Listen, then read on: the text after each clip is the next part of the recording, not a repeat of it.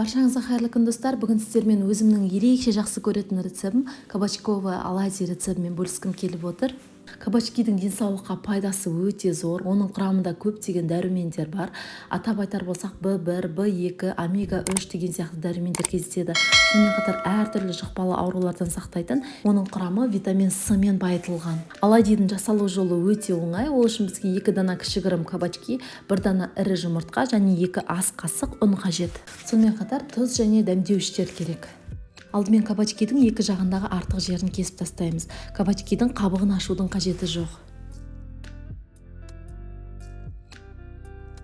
Терканың, яғни үккіштің ең ірісінен өткіземіз. Майдасынан өткізіп жүрмеңіздер, өйткені кабачки езіліп кетеді.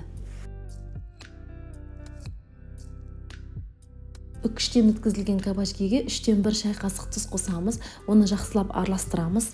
Кабачкиге тұз қосқаннан бастап оның суы шыға бастайды. Жақсылап араластырып алғаннан соң оны шамамен 10 минут көлемінде қалдырамыз. Оның суы әбден шығуы тиіс.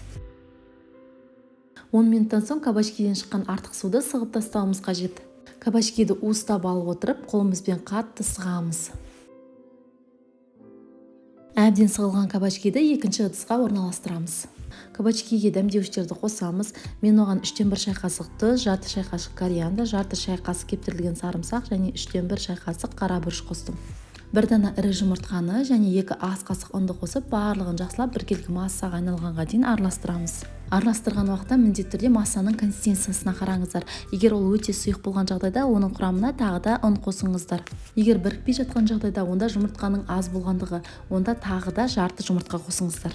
Осы жерден кабачкидің консистенциясын көрсеңіздер болады, ол қоймалжың болып келеді.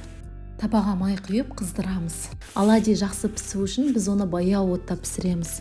Сырды сүйіп жейтіндер үшін кабачкиді сырмен дайындаса да болады. Ол үшін видеода көрсетілгендей етіп кабачкидің бір бөлігін табаға орналастырамыз. Оның ортасына сыр қойып, үстін тағы да кабачкимен жабамыз. Осылайша барлық оладьиді табаға орналастырамыз.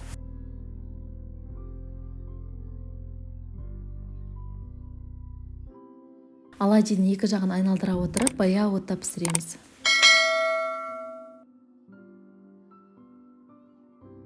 Осымен біздің өте дәмді ерекше оладьиіміз дайын. Сіздер де міндетті түрде даярлап жақындарыңызды қуантыңыздар.